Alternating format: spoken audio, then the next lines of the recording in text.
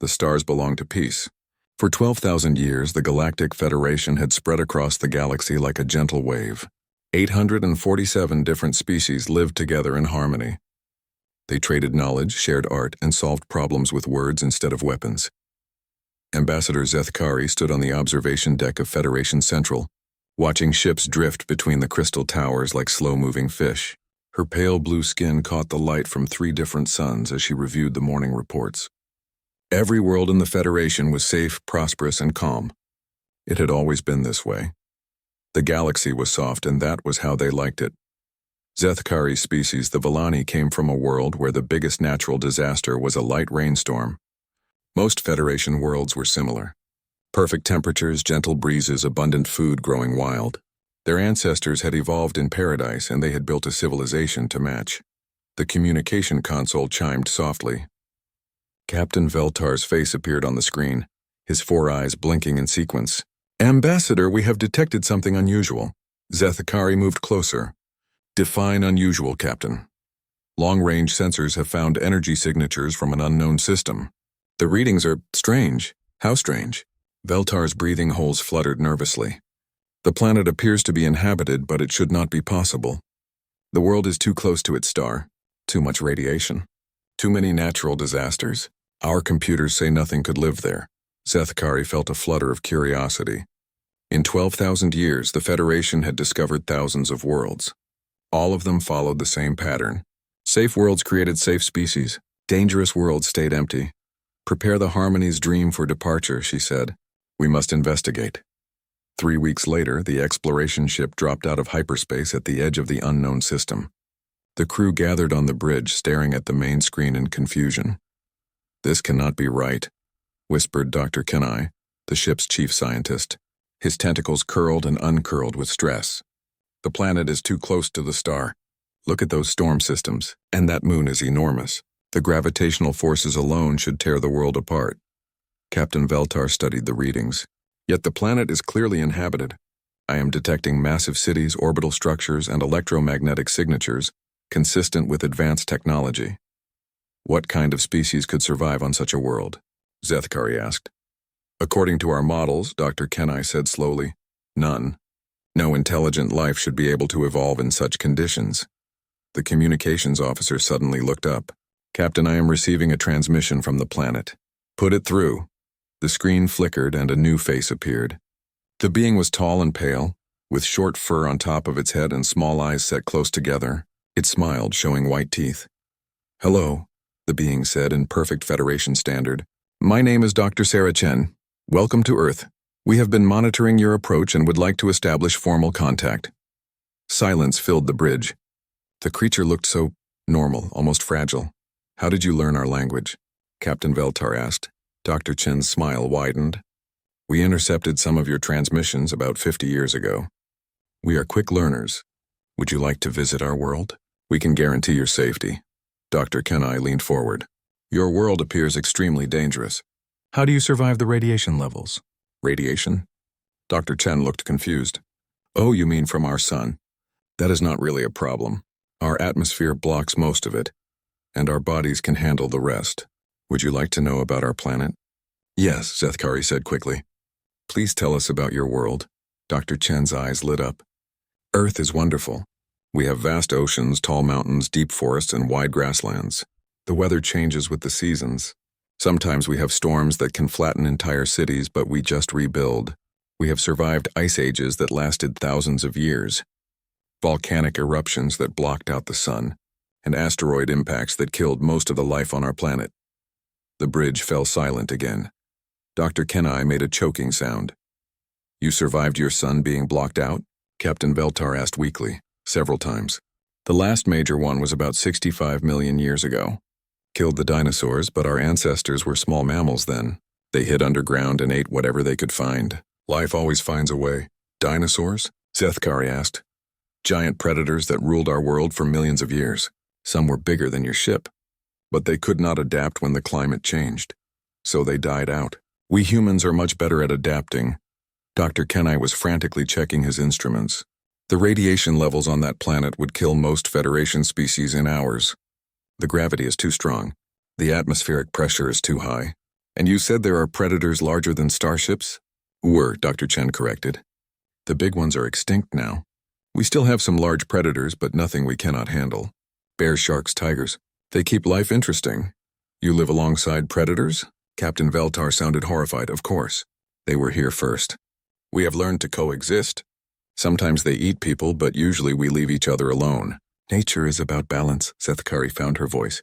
Dr. Chen, how many of your species live on this planet? About 8 billion humans, plus countless other species.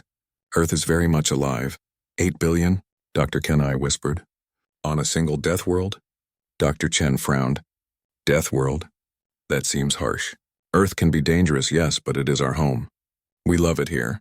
The danger makes us strong. How do you deal with the natural disasters? Zethkari asked. We prepare for them. We build our cities to withstand earthquakes and hurricanes. We have warning systems for volcanoes and tsunamis. When disaster strikes, we help each other rebuild. It is what we do. Captain Veltar looked at his crew. They all seemed to be in shock. Dr. Chen, we would like to send a diplomatic team to your world, but our species may not be able to survive your environment. No problem, Dr. Chen said cheerfully. We can meet on your ship, or we can build you a safe environment on our space station. We have been living in space for over 50 years now. Another challenge to overcome. After the transmission ended, the bridge remained quiet for a long time. Ambassador, Captain Veltar said finally, what kind of species are we dealing with? Zethkari stared at the planet on the screen. It was beautiful in a terrible way. Blue oceans swirled with massive storm systems. Lightning flickered across the continents. Even from space, she could see the scars of meteor impacts and volcanic activity. I do not know, she said softly, but they are not like us. Dr. Kenai was still studying his readings. Their world should have killed them millions of times over. Instead, they thrived. They have spread across their entire planet and into space. They treat disasters like learning experiences. The Federation has never encountered anything like this, Captain Veltar said. How do we classify a species that considers a death world to be home? Zethkari watched another storm system form over Earth's largest continent. Lightning danced between the clouds like angry spirits. On any Federation world, such a storm would be cause for evacuation. Here it was just another day. We classify them carefully, she said, and we try to understand what 12,000 years of peace have cost us. She did not know it yet, but that understanding would soon become the most important thing in the galaxy. The first warning came from the edge of the galaxy, where the Federation's long-range sensors watched the empty void between star clusters. The signals were strange, not natural cosmic background radiation, but something else, something that pulsed with purpose. Dr. Yantel was working the night shift at the Deep Space Monitoring Station when the readings changed. Her 6 arms moved quickly across the control panels as she tried to make sense of what she was seeing. Computer, analyze signal pattern from Sector 779. Pattern does not match any known natural phenomena, the computer replied in its calm voice. Signals appear to be artificial in origin. Dr. Yantel felt her stomachs tighten. Artificial signals from empty space meant only one thing. Someone was out there. Alert Admiral Koss immediately, she ordered. Within hours, every major Federation fleet was studying the mysterious signals. What they found made no sense. The signals were old, very old, and they were getting stronger, which meant whatever was sending them was getting closer. Admiral Koss stood in the command center of Federation Defense Headquarters, watching the displays with growing concern. His species, the Karathi, were known for their analytical minds, but these readings challenged everything he thought he knew about the galaxy. The signals have been broadcasting for approximately 47,000 years, reported Commander Sethari. They appear to originate from beyond our galaxy. 47,000 years? Admiral Koss's head fins fluttered. What could survive that long in the void? Unknown, sir, but the signal strength suggests something massive, possibly multiple massive objects. Admiral Koss studied the projections.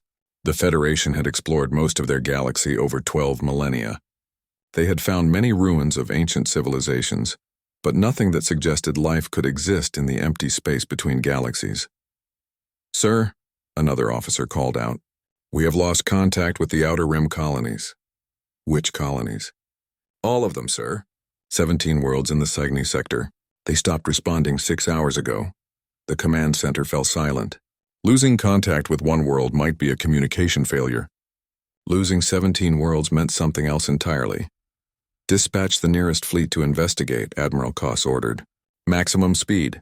Captain Reland commanded the fastest ship in the sector. The cruiser Dawn's Light reached the Cygni colonies in 18 hours. What they found would haunt Federation records forever. Admiral, Captain Reland's voice crackled through the communication system. The colonies are gone. Define gone, Captain.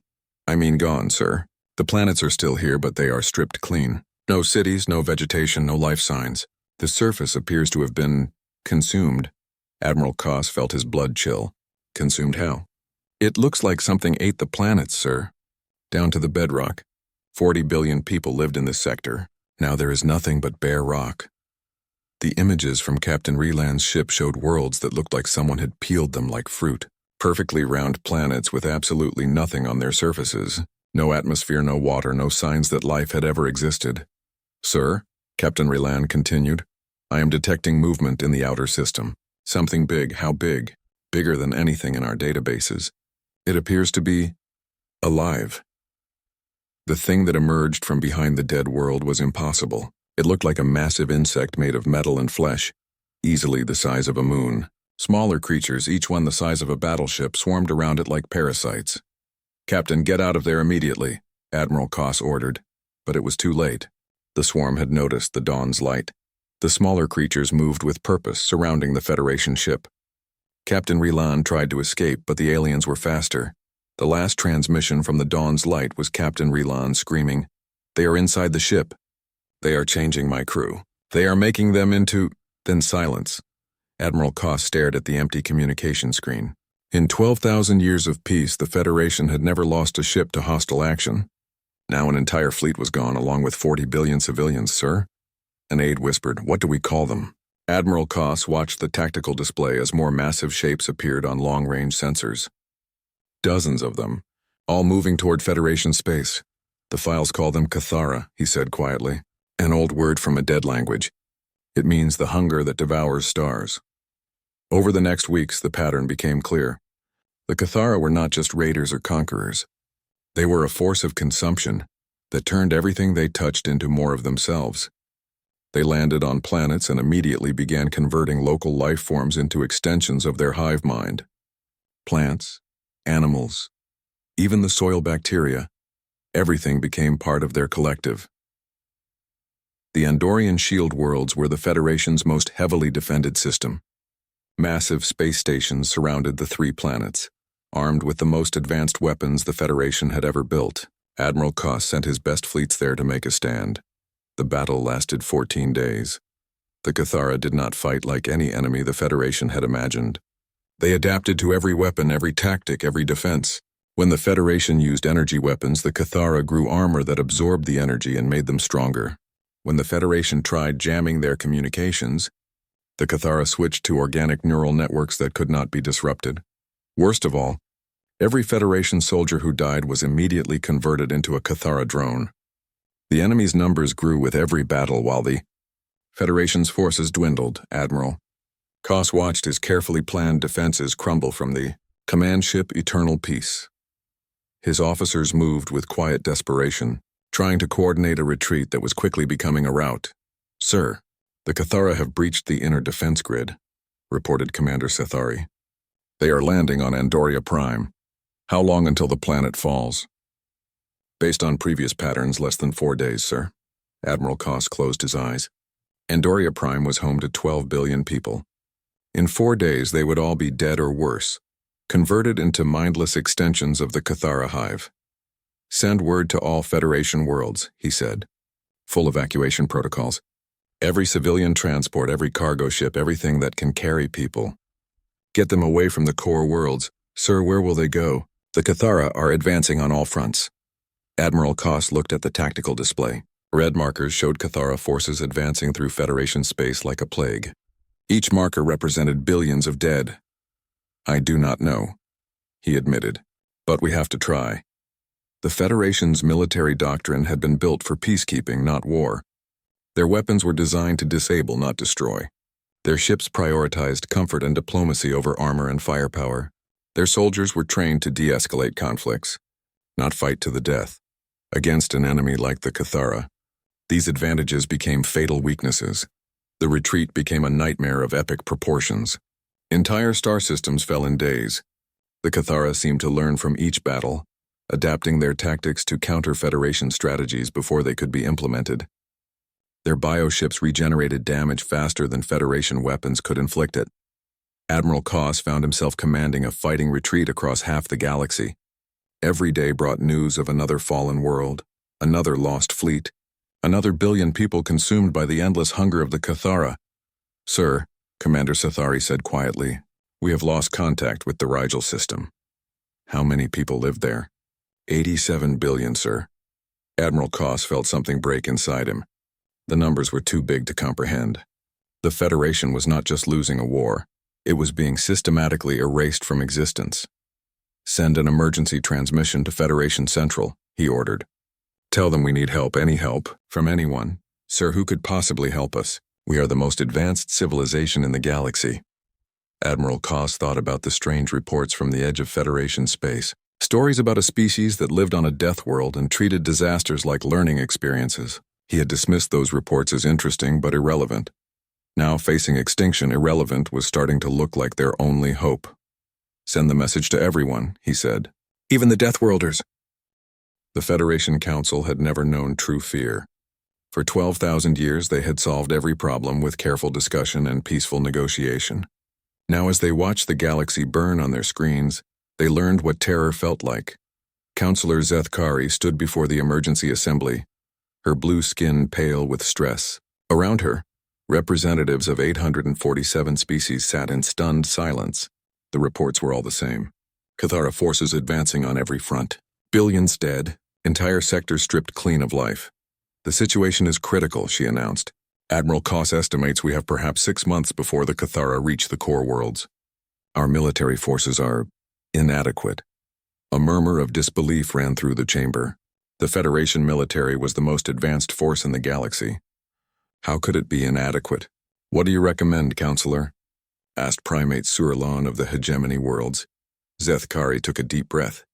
What she was about to suggest would have been unthinkable just months ago. "I recommend we ask for help from the humans."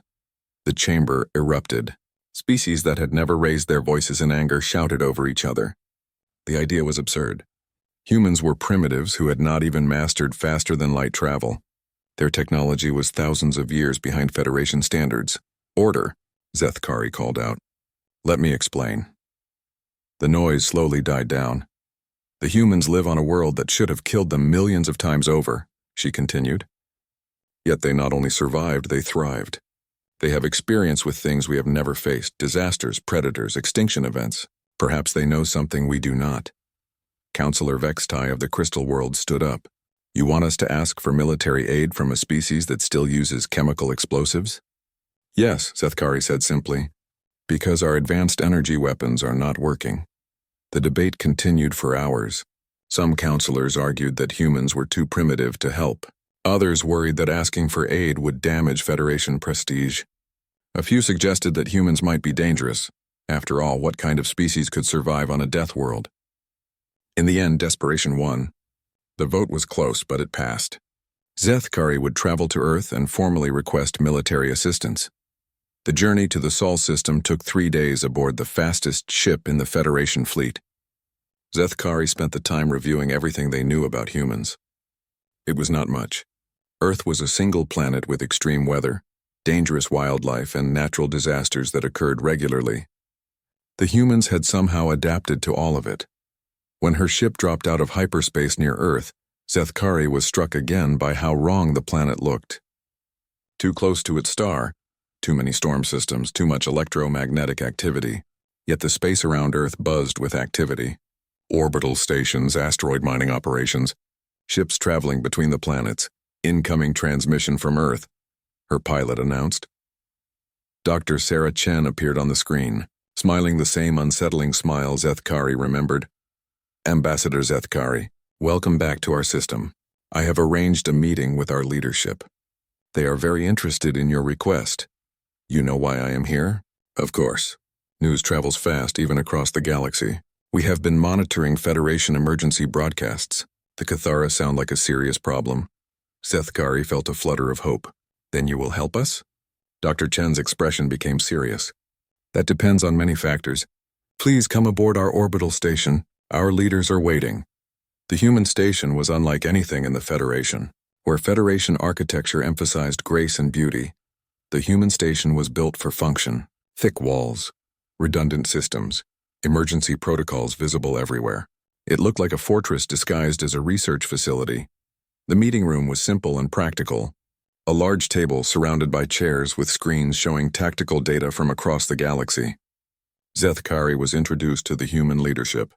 President Elizabeth Santos, General Marcus Rivera and Admiral Sarah Chen, Dr. Chen's sister, apparently. Ambassador, President Santos said, "We appreciate you coming to us for help, but we need to understand exactly what we would be facing." Sethkari activated her portable projector. Images of Cathara attacks filled the air above the table. Stripped planets, converted populations, massive bioships that regenerated damage faster than it could be inflicted. The humans watched in silence. Sethkari expected shock, fear, maybe horror. Instead, she saw focused attention and careful analysis. "Interesting," General Rivera murmured. "They adapt to energy weapons, but what about kinetic impact?" "I beg your pardon?" "Physical projectiles. Bullets, shells, missiles with explosive warheads. Old-fashioned firepower." Sethkari was confused. The Federation abandoned such primitive weapons millennia ago. "Energy weapons are far more efficient." Admiral Chen leaned forward. "Efficient against what?" "Shielded targets, maybe, but these Cathara seem to absorb and redirect energy. A chunk of metal moving at high speed is just a chunk of metal. Hard to adapt to basic physics." President Santos studied the tactical data. "How long do we have before they reach Earth?" "Based on their current advance, approximately 8 months, Sethkari replied. 8 months. President Santos looked at her military advisors. "General, what do you think?" "I think we can work with 8 months. The Cathara have never faced human military doctrine. They have been fighting an enemy that prioritizes preservation of life over mission success. We operate under different principles." Sethkari did not understand. "What principles?" General Rivera's expression was cold. "Victory at any cost. Acceptable losses. Tutarva. Concepts your peaceful Federation has forgotten." "We have never forgotten them," Admiral Chen added, "because our world never let us." President Santos stood up. "Ambassador, humanity will provide military assistance. But we have conditions. Name them." "First, this will be a human operation under human command. We appreciate Federation technology, but we fight using human tactics. Second, we will need complete access to Cathara biological samples and tactical data. We need to understand our enemy. Third, any Federation forces working with us will follow human military protocols. No debates, no committee decisions, no concern for enemy casualties." Sethkari felt a chill. "What do you mean by human military protocols?" General Rivera answered. "We mean you shoot to kill. You accept that soldiers die in war. You destroy the enemy completely before they can adapt or regroup. You fight like your species depends on it because it does. But the Federation values all life. So do we," President Santos said quietly. "That is why we are willing to kill to protect it. Sometimes the only way to save what you love is to become something your enemies fear." Admiral Chen activated a wall screen showing the human fleet in orbit around Earth. The ships were dark, angular and covered in weapons systems. They looked nothing like the elegant vessels of the Federation. "We have been preparing for this kind of war our entire history," she said. "Every natural disaster, every predator, every extinction event has taught us something about survival. We learned that sometimes you have to fight dirty to stay alive." Sethkari stared at the human warships. They looked dangerous in a way Federation vessels never did. Built not to impress but to survive and inflict damage. "When can you begin?" she asked. "We begin now," General Rivera said. "The first human expeditionary force will depart within 48 hours. We will establish a forward base in Federation space and begin operations immediately." "How many ships?" 63 vessels. 15,000 human soldiers. Enough to make a difference. President Santos walked to the window overlooking Earth. The planet turned slowly below them, showing continent-sized storm systems and lightning that could be seen from orbit. "Ambassador, your people have lived in peace for 12,000 years. You have built a beautiful civilization based on cooperation and understanding, but you have also forgotten something important. What is that? President Santos turned back to her. You have forgotten that peace is not the natural state of the universe. Peace is something you have to fight for, again and again, forever. Sethkari looked out at Earth, watching lightning dance across the continents, a world that had tried to kill its children for millions of years, only to create something that refused to die. What have we unleashed? She whispered. Admiral Chen smiled, but there was no warmth in it. You have unleashed the species that turned a death world into home. Let us show the Cathara what that means. The human fleet arrived at Kepler 442b, just as the Cathara began their final assault. Admiral Sarah Chen watched the enemy bioships descend through the planet's atmosphere like a plague of locusts, their organic hulls pulsing with alien life. Fleet status report, she ordered.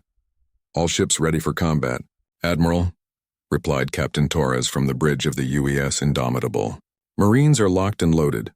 Admiral Chen studied the tactical display. 63 human warships faced over 200 Cathara vessels. By Federation standards, it was hopeless. By human standards, it was Tuesday. Signal the fleet. Commence Operation Deathworld. The human attack began like nothing the Cathara had encountered before. Instead of the elegant energy weapons and defensive formations the Federation favored, the humans opened fire with massive kinetic cannons that hurled chunks of depleted uranium at significant fractions of light speed. The Cathara bioships, designed to absorb and redirect energy attacks, had no defense against simple metal moving very fast. Projectiles punched through alien hulls like paper, causing massive internal damage that could not be adapted away or healed. Direct hit on enemy. Formation Alpha. Reported weapons. Officer Kim. 6 confirmed kills. Key. Thora are attempting to adapt, added Tactical Officer Rodriguez. They are growing thicker armor plating. Then we hit them harder, Admiral Chen said calmly. Switch to penetrator rounds. The next salvo used tungsten rods accelerated to even higher velocities. The Cathara armor, still adapting to the previous attack, was completely overwhelmed. More bioships died in sprays of alien ichor. But the real surprise came when the Cathara tried their favorite tactic: boarding enemy vessels. Commander Jake Torres watched the alien boarding pods approach his ship through the armored viewports of marine country. His soldiers were locked into combat armor that could survive in hard vacuum, toxic atmospheres, and temperatures that would flash freeze most Federation species. Contact in 30 seconds, announced Sergeant Maria Santos. Remember, these things adapt to energy weapons, so we stick to kinetics. And remember the Alamo. Remember the Alamo, the Marines chorused back. The Cathara pods burned through the hull of the UES Indomitable using some kind of organic acid. Alien creatures poured into the ship's corridors, expecting to find panicked defenders shooting energy weapons they could adapt to. Instead, they found corridors designed as kill zones and humans who had spent their entire evolutionary history learning to kill things that wanted to eat them. The first wave of Cathara died to concentrated gunfire from weapons that used chemical propellants to accelerate metal projectiles. When the aliens tried to adapt, the humans switched to different metals, different chemical compounds, different tactics. When the Cathara released toxins, the Marines injected themselves with broad-spectrum antidotes and kept fighting. Boarding Pod 7 neutralized, reported Torres over the comm. Alien adaptation rate is too slow. They cannot keep up with our tactical flexibility. Admiral Chen smiled grimly. That is because they have never fought a species that had to adapt or die every single day for millions of years. On the planet below, the ground battle was even more revealing. The Cathara had easily overrun Federation defensive positions by adapting to their energy-based weapons and force field barriers. But when human Marines landed in drop pods that looked like meteors, the aliens encountered something entirely new. Colonel Marcus Webb led the assault on the primary Cathara hive node. His troops advanced through an environment that would have killed most Federation species instantly. Toxic atmosphere, crushing gravity, and temperatures hot enough to melt lead. Environmental suits holding steady, reported his second-in-command. Locals say this planet was a paradise before the Cathara arrived. Webb looked around at the hellscape of twisted metal and organic growths. Paradise is relative, Major. This reminds me of a nice day in Death Valley. The Cathara defenders had converted the planet's native life forms into extensions of their hive mind. Massive creatures with too many teeth and claws charged the human positions, backed by swarms of smaller bioconstructs that spat acid and poison. The humans responded with weapons the Cathara had never seen. Flamethrowers that burned at temperatures hot enough to melt rock, explosive charges that created pressure waves capable of liquefying internal organs, chemical weapons based on Earth's most toxic compounds. "Sir, the aliens are trying to adapt to our fire weapons," reported Sergeant Chen. "Then switch to ice," Webb ordered. "Cryocharges, full spread." The humans switched from superheated plasma to liquid nitrogen dispensers. The Cathara, still adapting to extreme heat, were suddenly facing extreme cold. Their biological systems, caught between two opposing adaptations, began to break down. "This is impossible," transmitted a surviving Cathara drone. It was the first time any human had heard them speak. "You use contradictory weapons. Heat and cold, acid and base, poison and antidote. How do you coordinate such chaos?" Colonel Webb pulled off his helmet and grinned at the alien creature. "Chaos is our specialty, Bug. We learned it from the best teacher in the universe." "What teacher?" "A planet that spent 4 billion years trying to kill us." The battle for Kepler 442b lasted 6 days. When it was over, the Cathara force was completely destroyed. Not defeated, not driven back, but utterly annihilated. It was the first time since the invasion began that a Cathara force had faced total extinction. The Federation observers were stunned. Admiral Koss arrived with a relief fleet expecting to find another stripped world. Instead, he found humans teaching his officers how to load kinetic weapons and explaining concepts like acceptable casualties and total war. "I do not understand," Admiral Koss confessed to Admiral Chen. "Your weapons are primitive. Your ships are less advanced than ours. How did you achieve victory where we failed?" Admiral Chen looked out at Earth through the observation deck window. Even from across the galaxy, she could imagine the storms and earthquakes and volcanic eruptions that were probably happening right now. "Admiral, your species evolved on worlds that loved you. Perfect climates, abundant resources, no natural predators. You learned to solve problems through cooperation because your environment rewarded cooperation. And humans? Humans evolved on a world that spent every single day trying to kill us.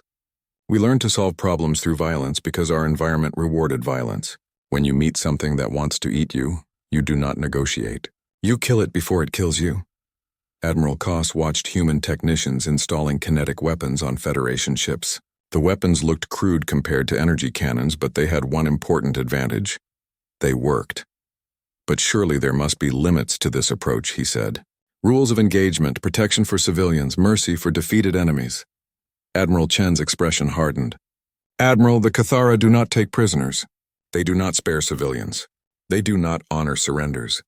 They are an extinction-level threat that must be completely destroyed. When facing extinction, mercy is just another word for suicide." She turned to face him directly. "Your Federation values all life, and that is admirable. But sometimes, to protect the life you value, you have to take the life that threatens it. Humans learned that lesson a long time ago." A communications officer approached. "Admiral, we are receiving reports from across the sector. Cathara forces are beginning to retreat." "Retreat?" Admiral Koss looked confused. "They have never retreated before." Admiral Chen smiled, but it was not a pleasant expression. "They have never faced humans before. They are learning that Earth produces more than just survivors. It produces killers." She walked to the tactical display showing Cathara positions across the galaxy. For the first time since the invasion began, the red markers were moving backward instead of forward. The Cathara have been fighting an enemy that was afraid to hurt them. Now they are fighting an enemy that was born to hurt things. They do not know how to handle that. Admiral Koss stared at the retreating enemy forces. "What happens now?" "Now we teach them what humans call the most important rule of warfare." "Which is?" Admiral Chen's smile became predatory.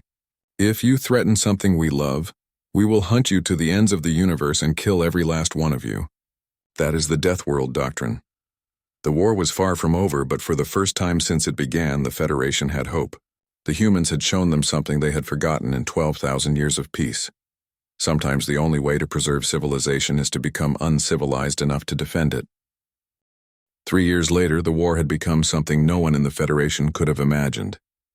What started as a desperate plea for help had become a transformation of the galaxy itself.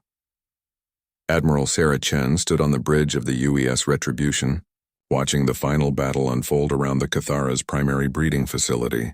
The gas giant Typhon had been converted into a massive hive complex, its entire atmosphere seething with alien bioships and converted matter. "Status report," she ordered. "All human fleets in position," reported Captain Torres. "Federation allies are holding the outer perimeter. We are ready to commence the final assault." The Allied fleet around Typhon was unlike anything that had existed before the war. Human warships bristled with kinetic weapons and chemical warheads. Federation vessels had been retrofitted with human technology. Their crews trained in Deathworld tactics. Even some former Cathara bioships had been captured and converted to serve the Alliance. The transformation had not been easy. For 3 years, Admiral Chen had watched peaceful Federation species learn the hard mathematics of war. They learned about acceptable losses, strategic patience, and the terrible necessity of total destruction. "Begin final approach," she ordered. "Remember, we only get one chance at this." The plan was ambitious beyond anything the Federation had ever attempted. Human engineers had spent months studying Typhon's magnetic field, looking for a way to weaponize the gas giant's own natural forces. What they discovered was both brilliant and terrifying. "Magnetic field generators are in position," announced Science Officer Park. "We can trigger a cascade reaction that will create a planet-wide electromagnetic pulse. Will it work?" asked Admiral Chen, unknown. "But if it does, it will sever all Cathara neural connections across the entire system. Without their hive mind, individual Cathara units become confused and vulnerable." Admiral Chen nodded. It was a gamble, but humans were good at gambling. They had been betting against the odds for millions of years. "Signal all ships. Commence Operation Final Answer." The assault began with a massive bombardment of Typhon's upper atmosphere. Human ships fired specially designed penetrator rounds that carried magnetic field generators deep into the gas giant's core. The Cathara responded with everything they had, sending waves of bioships to intercept the attack. The space around Typhon became a nightmare of fire and metal. Cathara creatures the size of space stations grappled with human dreadnoughts. Smaller bioships swarmed like angry insects around Federation cruisers. The battle was chaos on a scale that dwarfed anything in galactic history. "Field generators are in position," reported Captain Torres from his position near Typhon's North Pole. "We can trigger the pulse on your command." "Wait," Admiral Chen said. "We need to get closer." Her flagship dove toward Typhon's surface, pursued by a dozen Cathara bioships. The enemy had learned to adapt to human weapons over the past 3 years, but they still had not learned to predict human tactics. "Admiral, what are you doing?" asked Admiral Koss from the Federation fleet. "Something stupid and reckless," Admiral Chen replied. "Human specialties." The UES Retribution plunged into Typhon's atmosphere, its armor glowing white-hot from atmospheric friction. The Cathara bioships followed, their organic hulls better suited to atmospheric flight. "Now," Admiral Chen ordered. The magnetic field generators activated simultaneously across Typhon's surface. The gas giant's natural magnetic field, already unstable from centuries of Cathara modification, collapsed and reformed in a matter of seconds. The resulting electromagnetic pulse was visible from orbit as a wave of energy that swept across the entire planet. Every Cathara creature in the system suddenly went silent. "Neural network disruption confirmed," reported Science Officer. "Hive mind connections are severed." Admiral Chen watched her sensors as thousands of Cathara bioships suddenly stopped moving. Without their collective intelligence, the individual creatures were lost and confused. "All ships commence cleanup operations," she ordered. "Hunt down every single Cathara unit. Leave nothing alive." What followed was not a battle but an extermination. The humans had learned that showing mercy to the Cathara was the same as signing death warrants for entire civilizations. Every alien creature, from the massive hive ships to the smallest drones, was systematically destroyed, sir, Captain Torres reported. "We have found the Cathara Queen." The creature was massive, easily the size of a large asteroid. It pulsed with bioluminescent patterns that might have been beautiful under other circumstances. But Admiral Chen had seen too many stripped worlds to appreciate alien aesthetics. "Destroy it," she ordered. "Sir, Federation Command is requesting we capture it for study." Admiral Chen thought about 40 billion dead on the Cygni colonies. "Negative. Complete destruction. Leave nothing that could regenerate or adapt. The Queen died in a nova of nuclear fire that lit up Typhon's atmosphere. With its death, the last coordinated Cathara resistance died with it. The war was over. But the galaxy would never be the same. 6 months later, Admiral Chen stood before the Federation Council in the same chamber where Councillor Zethkari had first proposed asking humans for help. The representatives looked different now. They had the lean, hard look of people who had learned to live with constant danger. The Cathara threat has been eliminated, Admiral Chen reported. All hive facilities have been destroyed. All breeding populations have been exterminated. Long-range sensors show no sign of additional Cathara forces. The chamber was quiet. 3 years of war had cost the Federation over 200 billion lives. Entire species had been reduced to refugees. Hundreds of worlds would need decades to recover. What now? Asked Councillor Zethkari. She bore scars from the final battle, having insisted on serving aboard a human ship to learn Deathworld tactics firsthand. Now you rebuild, Admiral Chen said. But you rebuild differently. The Cathara were not the first extinction-level threat the galaxy has faced, and they will not be the last. You need to be ready. Ready how? Admiral Chen activated a holographic display showing new ship designs. The vessels looked like hybrids of human and Federation technology. Elegant but deadly, beautiful but capable of violence. We have prepared training protocols for Federation forces. Human military advisors will remain to teach survival tactics, and we have established early warning systems at the Galactic Rim to watch for new threats. President Santos, who had arrived for the ceremony, stepped forward. The Federation saved our species by taking us in as equals. Now we save yours by teaching you to fight. Admiral Koss, now bearing the rank of Supreme Admiral of Federation Defense Forces, looked at the new ship designs. These vessels are designed for war. Yes, Admiral Chen said simply, because sometimes war is the only way to preserve peace. Councillor Zethkari stood up. On behalf of the Federation Council, I thank humanity for your service. You saved our civilization. We saved our civilization too, Admiral Chen replied. Earth is part of the Federation now. We fight for all of it. She looked around the chamber at the representatives of 847 species. 3 years ago, they had been soft, peaceful, unprepared for the reality of a hostile universe. Now they had the hard-won wisdom that came from surviving an extinction war. The galaxy is not a safe place, she continued. It never was. You just had the luxury of forgetting that for 12,000 years. Now you remember. Stay vigilant. Stay prepared. And if something threatens what you love, be ready to become whatever you need to become to defend it. Admiral Chen saluted the council and walked toward the exit. Her work here was done. The Federation would survive stronger and wiser than before. As she reached the chamber doors, Councillor Zethkari called out, Admiral, what will you do now? Admiral Chen paused and looked back. We go home to our death world. And we wait. Because somewhere out there in the dark between galaxies, something else is probably watching and learning and getting ready to test us again. She smiled, and it was not entirely pleasant. When it comes, we will be ready. The doors closed behind her, leaving the Federation Council to contemplate the new reality of their existence. They had learned the most important lesson in the universe. Peace was not the absence of conflict, but the presence of those willing to fight for it. In the depths of space, long-range sensors continued their eternal watch.